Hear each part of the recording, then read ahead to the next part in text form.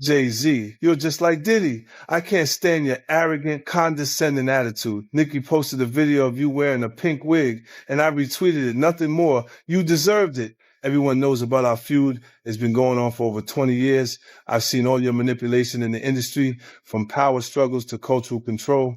In 2015, when Tidal launched, Nicki helped you build it from nobody to a successful platform, and you immediately pocketed her $7.9 million in royalties. Lil Wayne was qualified for the Super Bowl, but you kicked him out of personal grudges. How is that any different from Diddy forcing his artists to sign unfair contracts? Just because Nicki didn't align with him, he resorts to this kind of suppression. You're truly despicable. What's even more interesting is that right after I showed him and his father's photo in the documentary Sean Combs: A Reckoning, you immediately had your lawyer send me a warning letter saying I overstepped my bounds. When you wrote the lyrics to exonerate Diddy back then, why didn't you think about today? You say the film is malicious slander, but why don't you dare sue me for defamation? Because all the evidence I have is true. I haven't finished reporting the witnesses in my documentary, and I haven't released all the title profit sharing documents. If you know what's good for you, pay back what you owe Nicki with interest. Don't wait until I make Jay-Z Reckoning 2, by which time even Beyonce's PR team won't be able to save you. Jay goes,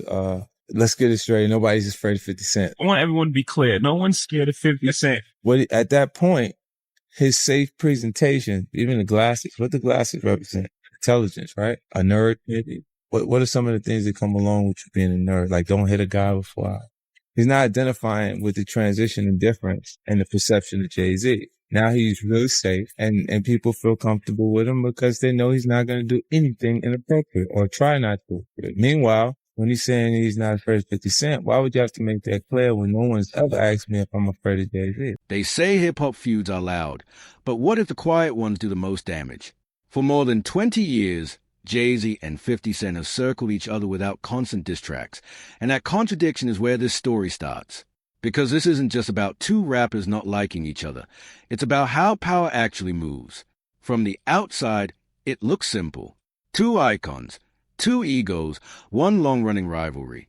But according to 50 Cent's repeated comments over the years, this was never personal. He's argued it was structural. Access versus exclusion. Alignment versus resistance. And that's where things get uncomfortable. Jay and Puffy is close, even though Jay's lawyer came out and said they're not. Because Jay-Z and Puff was given an assignment. And that was to destroy East Coast rap. And what I mean by that, and I know people gonna be like, yo, Gene is out of his mind and everything like that. Check this out, brother. Is that New York rappers was getting 800 to 1.2 million, or some larger than that, and sign with labels back then. And they was getting a lot of money to make albums and records. When they had guys down south that these labels was paying $250,000, $300,000 on record deals, and these guys was bringing back platinum albums and everything like that. So what they had to do was they had to keep New York rappers down. That's one reason, other than the Irv Gotti that 50 was going through and the poison they was putting in about 50, he had to go elsewhere to California or with Jay and not with Dre and Eminem to get a deal. They did not want East Coast rappers to get big. They were suppressing all new artists that was coming out of New York. Jay and Diddy was doing that. That's why when I heard your story, because I knew this for a long time, but when I heard Dame Dash that Jay wouldn't sign off on nothing, Jay wouldn't do this and Jay would that, because he couldn't let a Cameron blow up. He couldn't let an East Coast rapper like Beanie Siegel blow up. Because him and Diddy was giving that deal, we got to keep these East Coast rappers down. Because down south rappers, Cash Money, No Limit, Ludacris and them, they was taking little money and bringing back more money and making more money for them. So the record labels, I wouldn't say they was going to lose off the East Coast rappers. The claim, as 50 has framed it, is that certain artists don't just rise because fans choose them, but because systems choose them. Distribution, playlists, radio, corporate partnerships. None of that is random. And if the same people influence all of it, competition starts to feel less like a race and more like a maze. But here's the part people miss. That kind of control doesn't look aggressive. It looks clean, professional, safe. Look, when Jay signed his contract, the big one was with Beyonce. Mm-hmm. When he signed that contract, the marriage contract, he got trophies. Now those fucking trophies, trophies came rolling in, buddy. He started getting Grammys left and right, man. I mean, look, listen, if you look at his career, This guy. You're gonna let him say that? Jay was getting Grammys. he had one. Exactly. He had one. And he ain't show up. Yo, he had like 20 now. Hold on. He had like 18 since he been down. Look, he had one, bro. Hard Knock Life. Hold on. You're not wrong. He was At the one. same After time. that, he got them shits. He started drinking. His pictures were fucking things to cup. Wait a minute. So you're saying the success is derived from the marriage? I've absolutely been treated differently. The accolades. Because he's no longer viewed as what, like a street or gangster rapper. Now he's viewed as a businessman, entrepreneur, family man. And the biggest ones because of the position Beyonce's. Oh, wow. Right? You were connected to the biggest. Jay got it for the music. Jay got it for the music. I'm saying shit you didn't see. He deserved those. I'm sitting there, it's like this, like Black excellence. They're sitting there like, yeah. It's the billionaire brunch. You're like, I hate you, man. unaware of anything going on here. This is the one time I'm gonna be with you niggas this year. Yeah. Come on, bro. I mean, that's crazy. That's crazy. He just looking at his watch during the whole Rock Nation break. Like, is it 3:30 Yeah, it's almost time to get out. What the fuck is that? Yo, I feel like I'm normal again. Get me out of here. Oh, wow. So that's the deal he signed, huh? Yeah, that's the deal. Like, the other ones didn't count as much as that one did.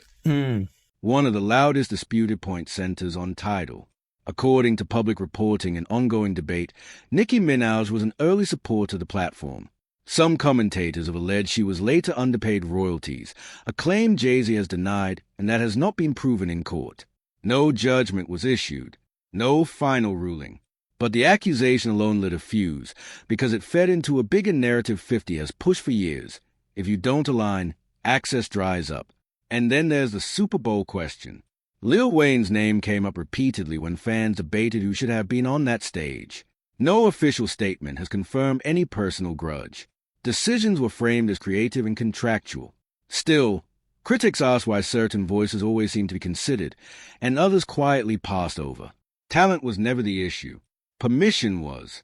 I advise Beyonce to divorce Jay-Z as soon as possible because I'm ready to shoot a documentary about Jay-Z, and I guarantee it will outgross Diddy's documentary. If Beyonce sends me a legal letter on behalf of Jay-Z, I remind her to stay quiet. This is a dispute between men, and she has no right to interfere. I have to let everyone see the true face of Jay-Z. Jay-Z and Diddy have been longtime friends, and their business dealings never stopped. He frequently attends Diddy's parties, so why do people think he's innocent? Jay-Z and Diddy got involved in the same case in 2024, where a victim claimed she was assaulted by both Jay-Z and Diddy. I remember Jay-Z saying these were all rumors and that he was defending Diddy. But ironically, Diddy got arrested in 2025. And there's enough evidence to count his crimes on one hand. I've known them for 20 years, and I know how many bad things they've done behind the scenes. After Jay-Z founded his company, he repeatedly got into copyright disputes. In 1999, he was convicted of third-degree assault and served time in prison. He was unfaithful to Beyonce, and he was caught by Beyonce's sister. I think everyone has seen the footage of him getting beaten up in the elevator. I've already gathered the evidence, and I'm going to give Jay-Z a surprise. Oh, yeah, before I forget this, we talked about Jay. Proximity to Diddy. You don't think he knew anything? He's He's seemingly around Diddy a I lot. don't know. Relax. That was a real suburb question. I know, right? Proximity. And the proximity. Proximity. That's the SAT hit grade word. I had to learn Proximity, that. Jim. Do you think he fucking knew all of the shit that was going on? Then that was like a. I don't want to incriminate myself. I know, but the way he said it, Like I said, no matter how you answer that shit, you snitching. That was a nice kind of question. You asked the question like a fan. hey, I grew up with white people, but one thing I know is how to get a black guy in trouble. But it's a great question. Yo, just give him the Happy Meal before you ask him to snitch, bro.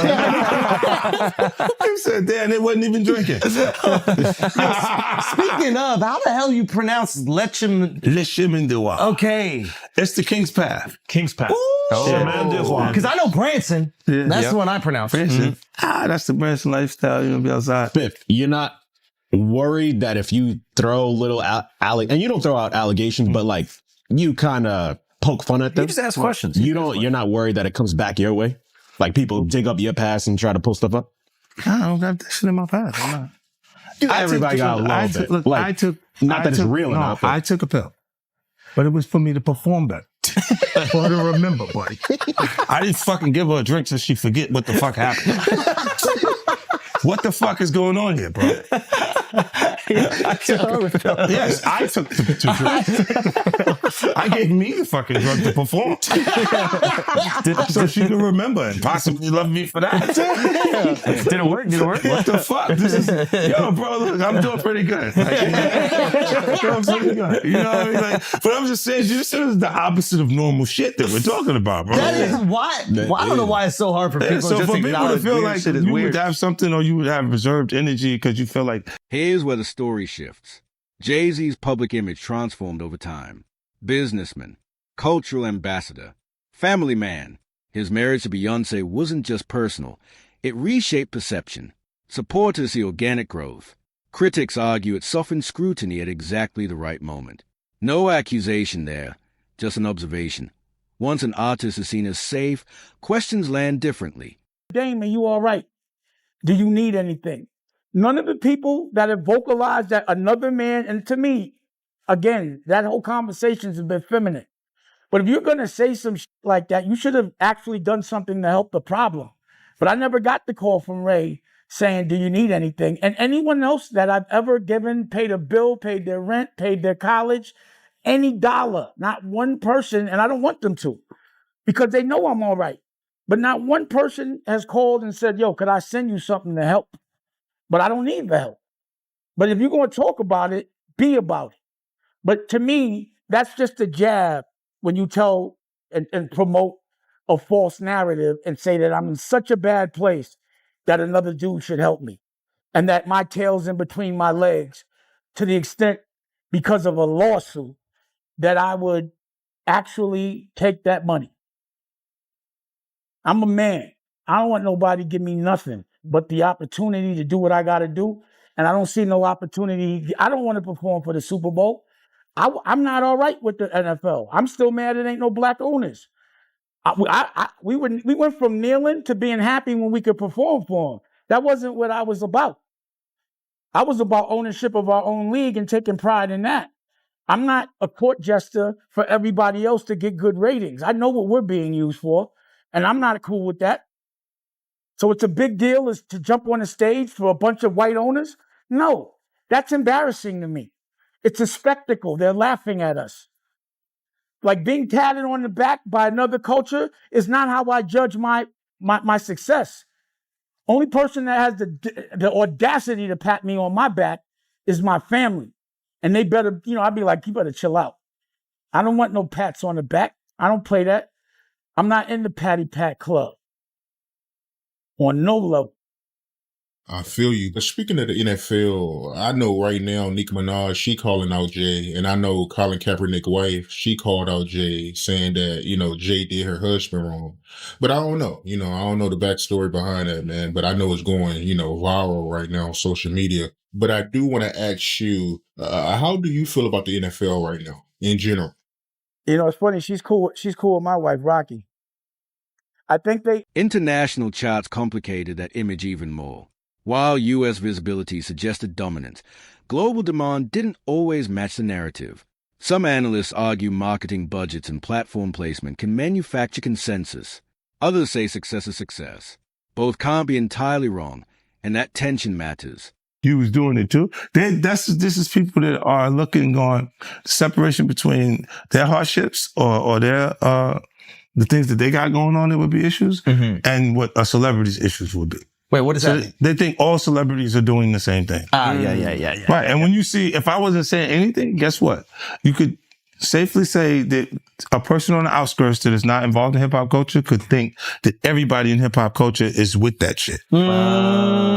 So by you, you're good, bro. You're fucking good. Yeah. He's protecting hip hop. Yeah. If you don't speak out and make them the weirdos, then they're gonna think everybody's Every like single that. person is like that involved in hip hop culture. Makes you think, did Jay do it?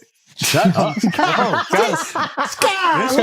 in trouble. God, We live in New York, bro. No. We live here. No, free saying. Jay-Z. I'm just saying. Shout out Mufasa. We all gonna go and support. Yo, we can all see. You are crazy. That was the craziest thing. I literally. What's the lady at Rock Nation? I gotta send her that. You don't feel like that happened the same day, bro. What's the day came out the day before the next day? I was eating Raisin Bran. Okay, I'm eating Raisin Bran. I got my daughter in my arm. I'm scrolling. Right? I see somebody screenshot your shit is Jay and the whole family at the Mufasa Fair. And then the comment is 50 said, Jay said, they said the 13-year-old, let's go watch Mufasa. Everybody get dressed.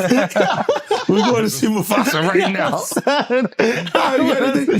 I just think it was a good look. Like angling yourself as a family man. Yes. But they had to go to the premiere, that bro. was planned already. I'm pretty bro. And I realized that later, but I'm just saying to you, I haven't seen him in a long time. That's all I'm saying. When I hadn't seen him in a long time and then I heard this shit and then I looked and I saw Mufasa, I said, whoa. That's all that fucking happened, bro. You think this is at my phone? This is my phone. This is happening at real time. I'm going, yo. He said, yo. You just gotta say everyone gets these jokes, bro. That's what you gotta say. Yeah, no, rappers, listen, comedians and rappers, bro. That's why the do thing. people come to my page, bro? That's true. I know what I'm saying. You know what they say? That is true. Well, you don't think you're gonna happen next? Yeah, that's what they say to me, buddy. Well, you're next, buddy. You're fucking, you're laughing at this. Then there's the shadow no one likes talking about. Jay-Z's long-reported friendship and business proximity to Diddy. Over the years, multiple commentators have raised questions about who knew what and when. Being near someone accused of wrongdoing is not proof of guilt. Jay-Z has denied any involvement in criminal behavior, and no court has found otherwise. Still, proximity invites speculation, especially after Diddy's later legal troubles made headlines. And that's where silence becomes loud again. Jay-Z's partnership with Beyoncé represents a rare fusion of personal life and strategic expansion. Supporters see organic evolution. Critics argue it reinforced legitimacy and softened scrutiny at a critical moment. At all. Why? Because you don't got nothing. I don't have it. Nah. There's no girls gonna come out. Why you sound skeptical? Because I think there are some women that are like. No, I think there's some women that are like. This guy's supposed to be from Queens, bro. Let me come fucked up experience. You take him off the corner one time. No. What I'm saying is I know a couple of exes that fucking throw me under the bus. You should let him have the corner. None of this would have happened if you let him have the corner. Would have been fine. You know there's some like opportunists. They'll just throw out the fucking. But that's what I'm saying. You had to have something. Look, if you already interacted with the person, right, and you hadn't had a bad experience, it would take more for them to say some of the shit that you see these people say. Right? Like, you go, what made you do? Well, what made you, even when we part ways, and because a lot of times when we interact with people, they're not just having fun for tonight. They think we're leading into this hardcore relationship that may not materialize. Right? So I see what you're saying, where they can look and go, well, look, you met the girl in 2003. You hung out with her. You had a good time after the show with 30 girls there. You just went and y'all hung out, right? And y'all just part ways. Right? So there's no negative things between it. But she can look up at the TV now, and you've been a success since then. Feel like that's my life. I was supposed to be there. and be upset with you and say something. But will it have any merit to it? If I gotta keep that it real, woman hasn't been you ain't always have the most amicable breakups. You remember where I think it's your baby mom's, where it's like she was kind of speaking out, and then all of a sudden the house just got burnt down. Yeah, but you know it happens. Left eye. She burned the house down. This nigga is crazy. That's what I was saying. No, my God, he goes, wow. So I know how you feel about me now. No. He's going. He's great. So Who's the fan? He saw me like the man. I want my block back. He go. Look, I have faith in our justice. I'm a civilian now. There would be consequences connected to those behaviors and actions that this brother is talking about. Oh my goodness, man. Why is that a part of his thought process today while we're here having a good time? That's a good ass point. Look, you do have people that really, look, when you break up with them, they don't care about you anymore. Yeah. So they'll say things and you go, yeah, but it doesn't hold merit. It doesn't have any real. Yeah, of course. After all these years, and you don't see nothing. Yeah, the girl that's just upset with you. She's just angry with you. And you go. Past incidents resurface whenever this debate flares up. Jay-Z's 1999 assault conviction is a matter of record. He served time and the case is closed. Other moments, like the infamous elevator altercation involving Beyoncé's family, were publicly acknowledged but never resulted in criminal charges. Beyond that, allegations about misconduct, underage relationships, or hidden victims circulate largely through interviews and social media. They remain unproven, disputed, and denied, but they persist, and persistence shapes perception. I thought the smartest thing Jay said in the statement was, if you really believe this happened, then press criminal charges. He said, pull up. But I don't think that was... Tell me. Okay, look. Because of the statute of limitation, there is there is no criminal. So it's so making a statement is to make people feel like. But apparently, if she's under 18, didn't you say it still could be criminal? Yeah. He knows he's fed. He used to be a cop. So you turned him into a cop. He used to sell drugs and then he became a police officer. Did you know that? You said how to rob. Glorified security. But you know what he would do? When they would arrest G-Unit guys, he would be like, yes. And he was in the court guilty. Every time. Nah. I was actually a cool one. I'll give you the extra fucking cheese sandwiches and shit like that. I'll be looking out. Take care of the family. Hey, you know, I don't know, man. I think, what's the name? I get confused too. When you look at this shit, it's a lot. It's a lot of confusing information, right? But I think when you do point out that, why didn't you file criminal cases? Because you can't. You can't. It's over 20 years old. This was 2000, bro. No, but I think if it's a minor, when they're saying this is happening, I'm not even 50 Cent yet. Yeah. Oh, wow. You see what I'm saying? Like, this is that dates that far back. Yeah. So it's like, it didn't even take place at that point. So I'm like... The Super Bowl controversy returns here for a reason.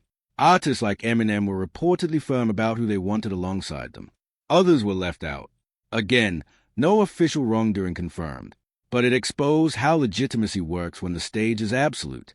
One voice validating another. One door opening while another stays closed.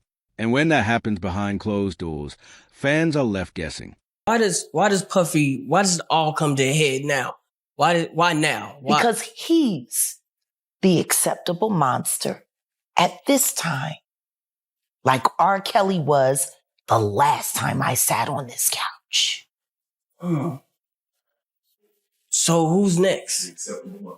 Y'all don't see the lineup? Yeah, we see the lineup. I'm just waiting to see who's next. Jay-Z is setting Diddy up. Why is everyone having such a hard time? He ain't doing shit different. He lined up D. Haven, stole his life and identity. He lined up Big L, stole his life and identity. He lined up Dame Dash, stole his life, identity, and took his love. Lined up R. Kelly. He wants to be the one.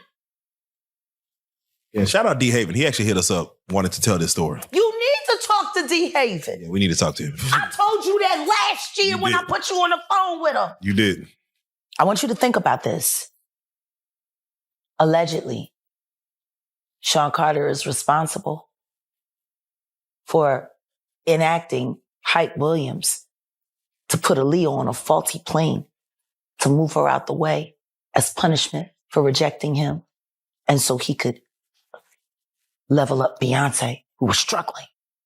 Let's just say allegedly that happened. Now I want you to think about 106th and Park with Mary J. Blige. Free, who is a victim of Sean Carter. Yeah. Mary J. Blige, who is a victim of Sean Combs, are sitting there talking about the death of Aaliyah amongst each other. You knew Jay personally, right? Know him, been around him a couple of times, bro. Been around him a few times, but I didn't know him. You know him as I'm sitting down and I'm breaking bread, eating off, eating a meal around him and shit like that, laughing, talking, and joking like that. I've been around Jay-Z, and one time I wanted to knock his head off, because he was being disrespectful, but he didn't know he was being disrespectful because he ain't that type of dude. You understand what I'm saying? What happened? We was in Cancun and he had a personal assistant from my block named Laura. And he had brought like 3 people to the club. He had brought like 6 people to the club with him, and he was only supposed to get 3 people in. I was running the door at Daddy-O's from Industry Entertainment. They just told me Jay-Z only get 3 people in. You understand? So I'm at the door. I said, yo, Jay, you good? And 3 of your other good, but the other 3 got to pay. So then he said, Laura, handle him. And at that time, the type of dude I was, you couldn't tell no woman to handle me. You understand? When I'm talking to you as a man. So then I said, who you talking to like that? You telling her to handle me? You understand? And then me and him, he didn't say nothing. He just turned to the side. And if he'd have turned back around, he'd have got his head knocked off. But Laura told me, yo, Gene, please, Gene, you're going to make me lose my job. You understand? And because, one, she was beautiful. 2, she from our block. You understand? I wasn't going to do that to her. You understand? So I gathered myself, stepped away from the situation, and then the promoter said Jay can let his people come in. You understand? But he was being disrespectful. This is the same dude that Harlem cats used to laugh at and joke at. Even we was out there that time, he came to Cancun and he had a fake Versace shirt on, and they was ripping him. I mean, they was ripping him. I know he's a billionaire now, he can wear whatever he got. He got $10 million watches and shit like that. But we talking about back then. You understand? We still have those stories from back then. And it's good that a brother can uplift himself. And that's why he's the type of person that he is, because he knew how guys used to treat him. That's why you could see him trying to sun people based on somebody who gets in that type of situation.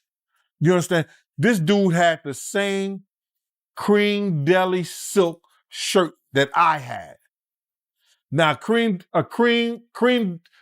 deli cream shirts were fake printed Versace shirts. They were nice. You pay $45 for them, but you can't wear that around Harlem cats. You understand what I'm saying?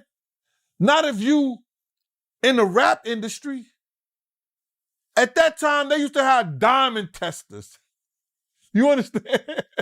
They'll roll up on the cat, and if your diamond don't beat, you understand? They'll talk about you. Snatch your chain off or whatever like that.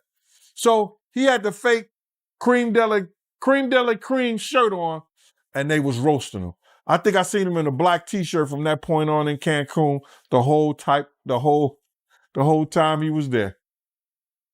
Yo, let me just tell you something. When dudes from Harlem got something on you, bro, and they joking you, they at it. They gonna stop until somebody with some power or somebody with some money say, yo, get that dude a break. Give him a break. So Dame probably used to let him get him in a little bit, but then when Dame was like, yo, my man, let my man live. Let him live. they probably back up off of them or stuff like that. But they was joking, they was talking and stuff like that. And because you just don't do that. You don't come to no major event with nothing fake or phony on. Not at all. Unless the only way you could get away with something fake or phony on if it was Dapper Dan. If it was a Dapper Dan special, you good. What separates 50 Cent in all of this is how he moves.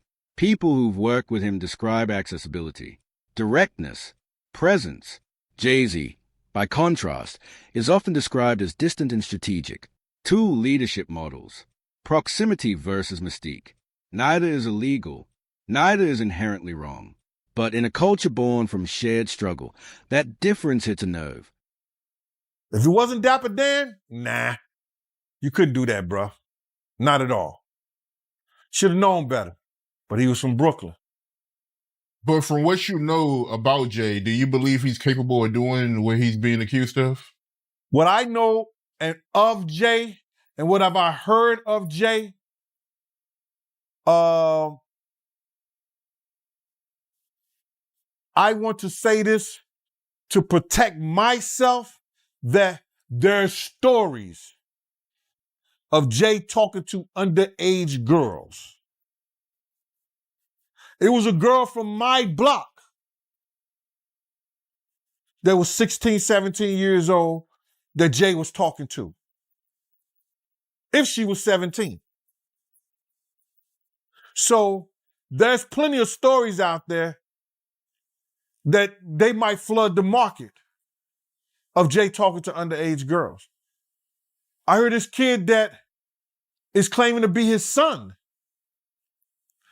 His mother was 15 when she conceived him and had him at 16. And Jay refused to do a blood test or anything like that. And all of a sudden, when this has gotten real big and Tony Bugsby had taken the kid's case, the kid just got arrested for having a gun in his car, I think, like that. Did you hear something about that? That the kid got arrested for having a gun in his car, and when they go and watch the tape, somebody was planting a gun in the kid's car.